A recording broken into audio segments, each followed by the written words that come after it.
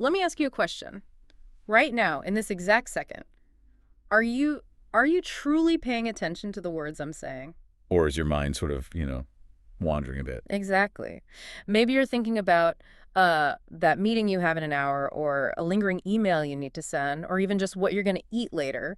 Be honest. It's hard not to drift off, Right. And if you drifted off for a fraction of a second just now, you're doing exactly what every single human being does constantly. You are existing in a trance. which is completely normal. It is. And understanding the mechanics of that exact trance is the entire mission of our deep dive today.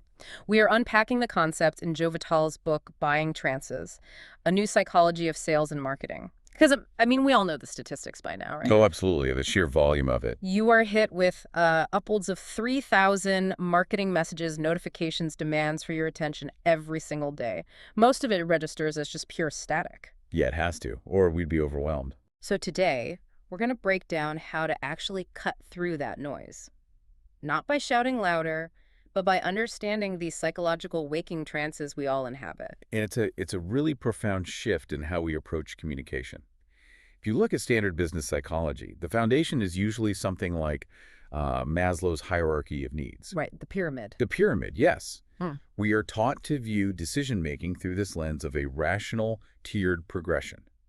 But the flaw in relying solely on those traditional models is the underlying assumption that the person you're communicating with is fully awake, present, and actively analyzing your information. Which they almost never are. Exactly. Vitale argues that is almost never the case. The default human condition is not objective presence, it is preoccupation. In this deep dive, we're going to look closely at how perception fundamentally overreads reality. And how understanding that lets you seamlessly align with someone's existing mental state, their current trances, and then guide them toward a decision. So let's start by defining this waking trance, because it really frames everything else. The concept is that our eyes are open, we're walking around, driving cars, having basic conversations, but our minds are elsewhere. We're on autopilot. Completely. We're absorbed in our internal narratives, our anxieties, our personal ambitions. You aren't actually looking at the billboard you drive past. You're looking at your mental stress regarding an upcoming deadline. That internal monologue is incredibly loud. It is. And Vitale illustrates just how powerful and all-consuming a trance can be with an experience from his own childhood. He was 16, fascinated by the mechanics of the mind, and he decided to hypnotize his best friend, Billy. Down in the basement, right? Yeah, down in his parents' basement. And he actually manages to regress Billy to age 5. Billy is sitting there, totally convinced he is a child, giggling uncontrollably. Which is a deep, deep trance state. Right. But when Vitale gives the prearranged signal to wake up snapping his fingers, it fails. Billy remains completely locked in this 5-year-old state. Vitale is panicking, slapping his own hands, absolutely terrified he's permanently broken his friend's brain. He ended up having to call a professional clinical hypnotist 100 miles away to guide Billy out of it over the phone.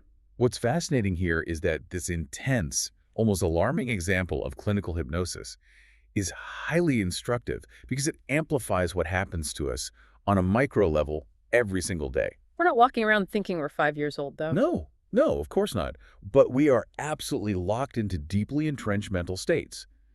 The core takeaway from that basement story is the total impossibility of lateral communication when someone is in a deep trance. What do you mean by lateral communication? I mean, you can't just talk to them as if you're both on the same wavelength. Yeah. If someone is consumed by a trance of financial anxiety, and you walk up to them and present a perfectly rational, highly beneficial business proposal, they physically hear your words, but cognitively, the message just bounces off. Because they're in a completely different reality. Precisely. They cannot process it. You cannot lead them anywhere until you first successfully interrupt the specific trance they are currently in. That actually brings up the fascinating relationship between these trances and objective reality. Perception doesn't just filter reality for someone in a trance, it practically replaces it. It creates a new truth for them. Yeah. There's a great historical example in the material regarding Rembrandt's famous painting, The Man with the Golden Helmet. Oh, the forgery. Yes. For decades, this painting was the absolute crown jewel of the gallery. People would stand in lines 3 rows deep just to look at it, moved to tears by the masterful strokes of Rembrandt. They were in a trance of reverence. Exactly. Then, a team of researchers conclusively proved it was a fake. It was painted by an associate, not Rembrandt himself. Almost instantly, the crowds vanished. The painting was virtually ignored. Because the story changed. The story completely changed. A similar phenomenon happened in the literary world with the author Sruly Blotnick. He published these massively popular, highly motivational books based on extensive research, claiming that people who pursue their passions inevitably amass great wealth. And people loved that message. The public devoured them. But once allegations surfaced that the research data might have been fabricated, the books became entirely worthless to the public overnight. So what does this all mean? Well, it perfectly isolates the mechanism of value. The objective physical reality of those items remain completely static. The chemical composition of the paint on that helmet painting did not alter when the researchers published their findings. Right, it was the exact same canvas. The exact same canvas. The ink on the pages of Blotnick's books remained identical. The only variable that shifted was the audience's perception. Their trance shifted. Yes. The implication here is that communication and marketing are rarely about the objective features of a product or an idea. They are about architecting a specific perception. If you can control the framing of an object, you are effectively creating the trance in which the other person evaluates it. And what's interesting is how vulnerable we are to having that frame built around us, especially when it taps into our ego. Vitale, who is an expert in this, details a time he fell right into a carefully constructed trance himself. Even the experts aren't immune. Nobody is. He received a completely unsolicited email from a stranger calling himself stage hypnotist Simone. The message was essentially, I am selling my private half-ton collection of rare hypnosis books. It cost me $30,000 to build over years. A very strong hook. Very strong. Vitale didn't even ask for an itemized inventory. Within 30 minutes, they were on the phone. Simone spent the conversation praising Vitale's previous work and zeroing in entirely on Vitale's highly specific niche interests in rare magic. He made it all about Vitale. All about him. By the end of that single phone call, Vitale wired him $6,000 for boxes of books he had never even seen. He was caught in the ego trap, which is actually a foundational step in merging with someone's trance. A communication theorist from the 1960s named Roy Garn codified this brilliantly. The Fatal Four, right? Yes, Garn's Fatal Four. Garn proposed that every single person you meet is intensely preoccupied with one of four core survival or social drives. They are self-preservation, romance, money, and recognition. Just those four. Garn argued those are the primary drivers.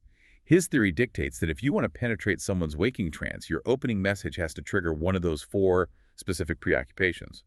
If you don't hit one of those four, you're just adding to the background noise. The practical application of Garn's Fatal Four is where you really see this come to life. There is the example of a commercial parking lot right in the middle of a busy, congested city. The lot was inexplicably empty. People were just driving right past? Driving past it, circling the block. The owner had standard signs reading "Park Here," but drivers ignored them. So the owner analyzed the mindset of a driver in a busy city, which is usually a state of anxiety about their vehicle getting dinged or broken into. Which is self-preservation. Exactly. He tapped into that self-preservation preoccupation and changed the signs to read protected parking. The lot filled up almost immediately. Because it spoke directly to their internal anxiety. It merged with their trance. Another brilliant example involves a block with 4 nearly identical lingerie shops. They are all selling the exact same style of nightgowns.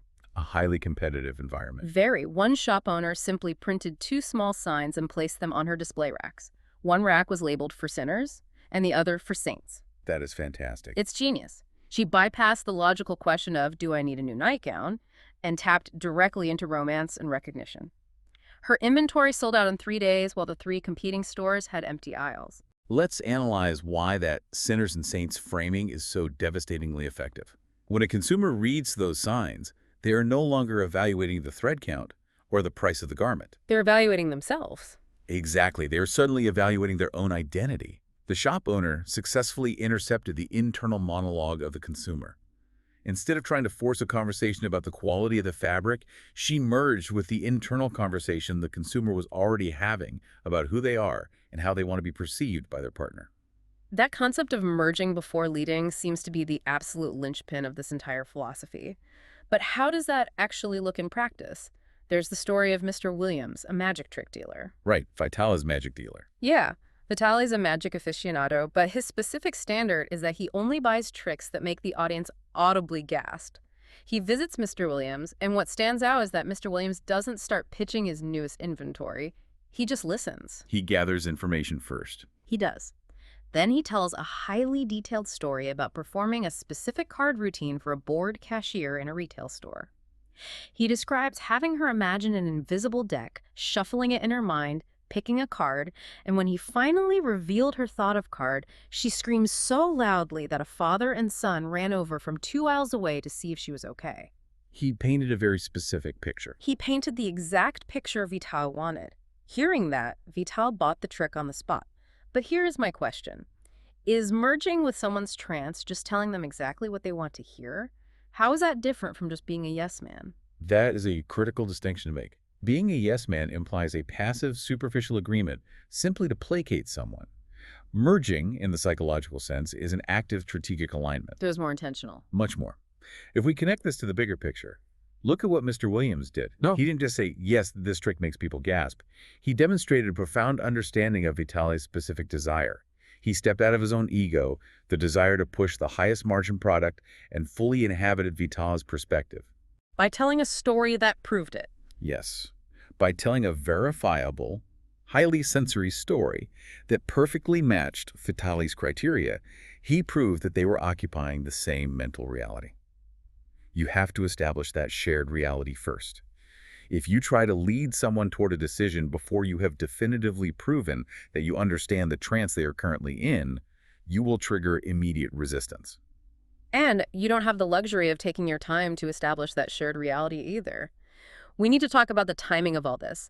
The material highlights the work of Elmer Wheeler, who introduced the 10-second rule. A very literal deadline. Extremely literal. Wheeler's extensive research concluded that you have precisely 10 seconds to capture someone's focus before their brain defaults back to its waking trance. This wasn't just a casual observation. Wheeler practically industrialized this concept. Okay, let's unpack this because his data set was massive. It was. He tested over 105,000 specific sentences across 5,000 different products. He is famously credited with saving the Barbasol shaving cream company. He realized men were in a rush in the morning, so he changed the pitch to a single disruptive question. How would you like to cut your shaving time in half? Bypassing the product entirely and focusing on the result. Exactly. He did the same thing at soda fountains to boost egg sales. Clerks stopped asking, would you like an egg with that? Yeah. Because people would just reflexively say no. It's an automatic dismissal. Right. Instead, the clerk would hold an egg in each hand and ask, 1 or 2 eggs today. It completely bypassed the yes or no reflex. It bypasses the reflex because it fundamentally alters the cognitive state of the consumer.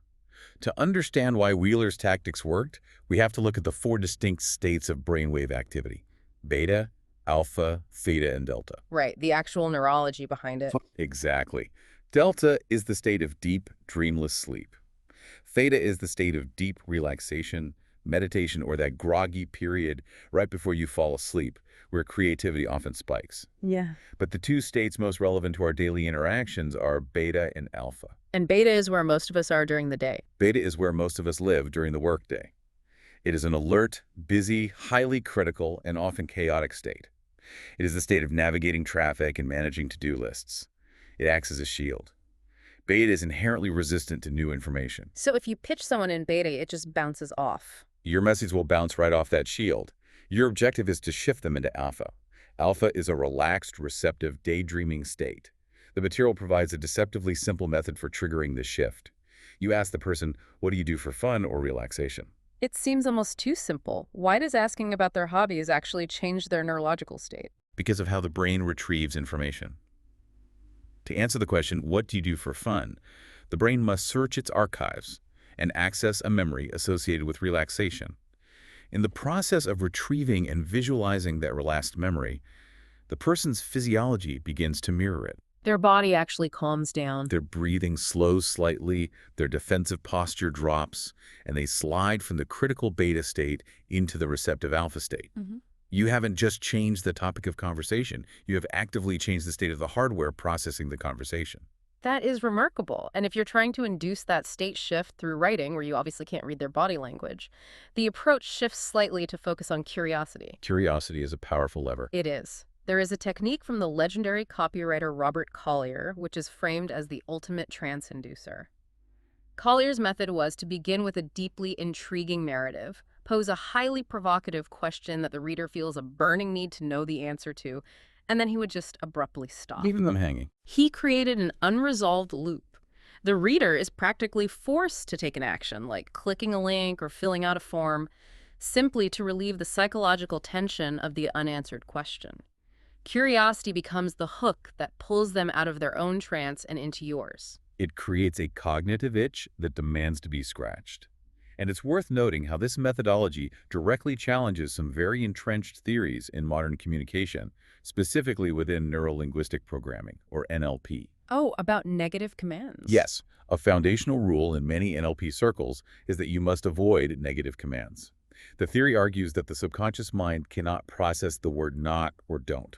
So if you tell someone, don't look down, their brain skips the don't and processes the command look down. So they tell you to only use positive phrasing. Exactly. Conventional wisdom says to only use positive phrasing. However, Vitale's framework aggressively pushes back against this limitation. Because Vitale argues that the conscious mind's reaction to the word don't is incredibly valuable. He demonstrates this by naming a chapter in his book, Don't Read This Chapter. And predictably, it is the first thing people read. Of course it is. Rather than avoiding negative commands, he uses them as a lever. When you tell a fully grown adult, don't do this, you are immediately threatening their autonomy. Their internal response is instantly defensive and curious. Why? What is in there that I'm not supposed to see? It triggers psychological reactance? Yes, reactance. The brain wants to restore its freedom of choice by defying the restriction.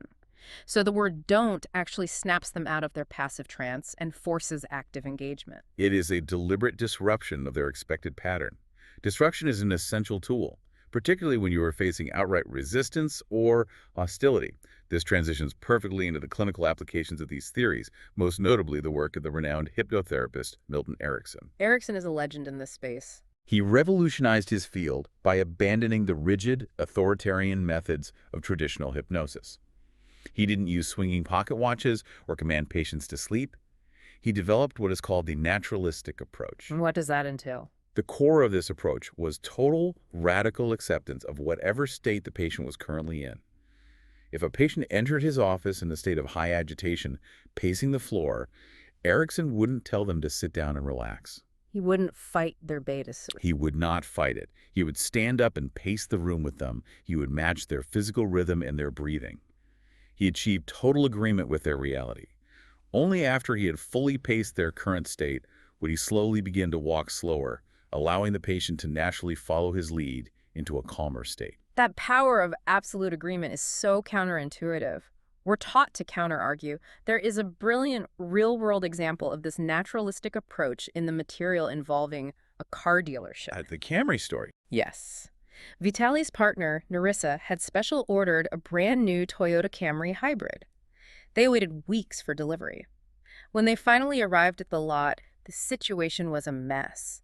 The dealership had parked her silver car underneath this massive bright red promotional tent, which cast a reflection that made the car look totally pink. Not what you want to see when you buy a silver car. Not at all. On top of that, when she opened the trunk, she was shocked by how much space the hybrid battery took up. The trunk was significantly smaller than she anticipated. She was incredibly disappointed, practically in tears, and ready to walk away from the deal. High emotional state, high resistance. Exactly. Now think about the stereotypical aggressive car salesperson. They would immediately start fighting her trance. They would say, it's not pink, it's just the tent. Look at the paint code. And you don't need a bigger trunk, it's a hybrid. Which would just make her more defensive. But the salesperson they were dealing with did the exact opposite. He utilized Erickson's naturalistic approach perfectly. Yes. When she said she didn't like the color and the trunk was too small, he just agreed. He nodded and said she was entirely justified in her feelings. He didn't offer a single counter-argument. Totally accepted. He simply suggested they take some photos of the car, go home, think it over without any pressure, and call him the next day. By completely removing the friction, he evaporated her resistance.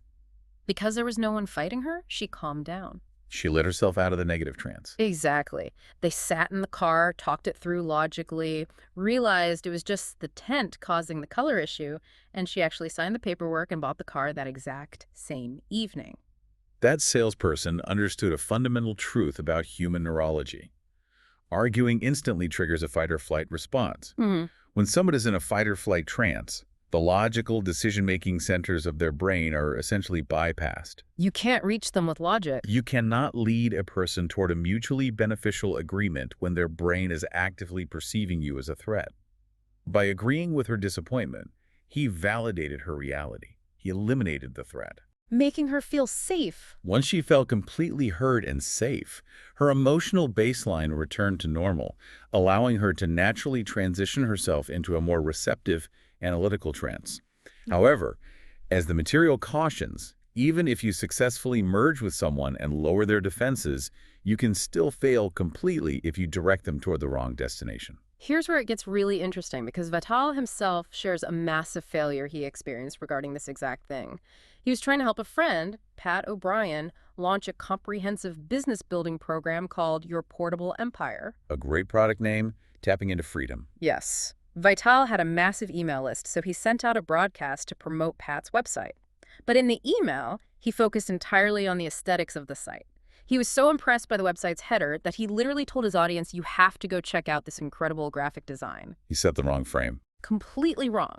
The result: thousands of people clicked the link, the traffic on the site spiked massively, but the total number of sales generated from that email was exactly 0. Not a single person bought the program. Because he engineered the entirely wrong trance for the outcome he wanted. He successfully broke their initial preoccupation with his email, but he framed their new trance around the act of studying a graphic design. Mark Joyner actually had to point this out to him. Yes, Mark Joyner, a highly respected marketer referenced in the text. He explained that Vitale had sent his audience to the website in the mindset of art critics, rather than the mindset of consumers looking for a solution to a problem. It's the ultimate framing error. They arrived, admired the picture, thought that's a nice graphic, and closed the window. So Vitale recalibrated. He sent a second email. Fixing the trance. Right. This time, he abandoned the graphic design angle completely and focused strictly on the core benefit. He tapped directly into Garen's money preoccupation. He told his list, go to this site to discover how you can build an online business and start generating revenue in 30 days. The audience clicked the link, while in a completely different psychological state. A buying trance focused on financial improvement, and the sales immediately poured in. It is a pristine example of how the frame dictates the behavior. And if you are wondering how to apply this framing in today's landscape, the material offers a highly practical method for reading the digital trances of the public. You don't have to guess what they want. You don't have to guess what people are preoccupied with. You can look at the data. The tool highlighted in the text is keyword research software, specifically mentioning a program called Word Tracker. It's essentially a window into the unfiltered internal monologue of your audience. If you run a fitness consultancy, you don't just guess what your clients want. Right. You type a broad term like fitness marketing into the software, and it reveals the exact verbatim phrases that thousands of people are actively typing into search engines at that very moment. Exactly. Search queries are the literal documented vocabulary of the public's waking trance. If the data shows that your target audience is obsessively searching for how to get more personal training clients, you do not write an article titled Optimizing Gym Advertising Expenditure. You'd be speaking the wrong language. You use their precise language. You embed their exact search terms into your messaging. When a person is scrolling and suddenly sees their own private internal thoughts reflected back to them on the screen, it bypasses the critical beta state instantly. It creates that feeling of, oh, they get me. It creates profound, immediate rapport. You have provided undeniable proof that you understand their specific reality, which, as we've established, is the absolute prerequisite for leading them anywhere else. So after analyzing all these frameworks from the basement hypnosis to keyword data, what is the ultimate takeaway for you listening right now? It all comes down to alignment. It does. Whether your goal is to sell a product, pitch a complex project to your executive team, or simply have a meaningful, heard conversation with your partner, the first step is recognizing the reality of the board you are playing on. The person across from you is already in a trance. They are deeply preoccupied with their own internal narrative. Do not yell over that narrative. Do not try to forcefully shatter their trance with your logic. Acknowledge where they are. Identify which of the fatal four is driving them. Agree with their reality, merge with their current state, and only after you have established that profound alignment, gently guide them toward the destination you both need to reach. That is the essential synthesis of this deep dive. The mechanics of persuasion we have discussed are ultimately rooted in deep empathy. It's not about coercion. It is about the rigorous practice of active listening. Stepping out of your own way. It is about decentering your own ego long enough to truly understand the fundamental desires, the self-preservation, romance, money, or recognition that are driving the person in front of you. It is recognizing that effective communication requires meeting people exactly where they are, rather than demanding they come to you. Precisely. And if we pull back the lens one final time, this entire exploration of how easily our perceptions are shaped raises a rather profound question for you to consider long after this audio finishes. This raises an important question, yes. What should they take away? If our daily existence is fundamentally a series of waking trances, driven by our own deep-seated preoccupations and constantly seamlessly intercepted and engineered by the marketers, the algorithms, and the skilled conversationalists around us, how much autonomy do you truly have over your daily choices? Look back at your last major purchase or significant decision. Can you honestly say you made it from a state of complete, objective awareness? Or were you simply being expertly guided through a waking trance? That is a fascinating, slightly unsettling reality to reflect on. A massive thank you to you for giving us your attention and allowing us to merge with your trance for this deep dive today. We hope we've equipped you with a new lens to view the thousands of messages competing for your mind every day. Keep analyzing the world around you, stay deeply curious, and we will catch you on the next deep dive.